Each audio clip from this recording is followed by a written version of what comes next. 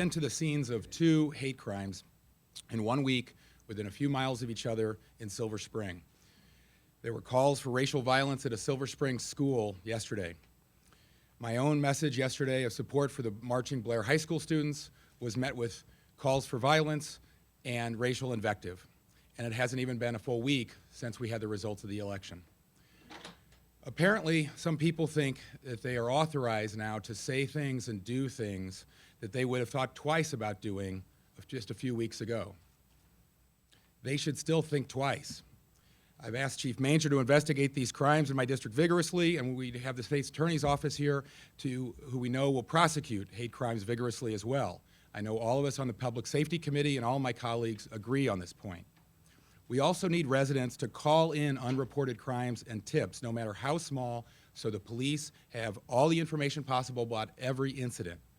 A leader of the vandalized Episcopal Church on Sunday told me he had to stop 2 large white men in Value Village across from the church from harassing an elderly Latina just a couple days before that. Chief Manger thought that was valuable information for the investigation, but that had not been called in. We all see things, we all hear things. We need to call them in and be part of the solution. Many in my district are nervous, some are terrified.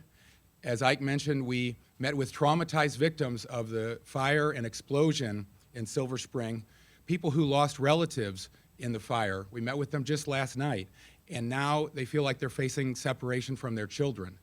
They need support from all of us in the public at large and the government. They don't need more trauma imposed by a few hateful neighbors. Silver Spring has a long history as a welcoming community. We believe in the motto at the Statue of Liberty.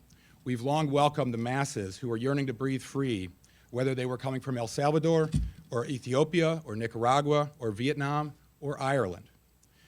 Immigrants are still welcome in Silver Spring. Refugees are still welcome in Silver Spring. You know what's not welcome? Xenophobia, racism, violence are not welcome, not last month and not now. We need all our residents, not just the county council and the executive, to send that message to our whole community loud and clear. Thank you.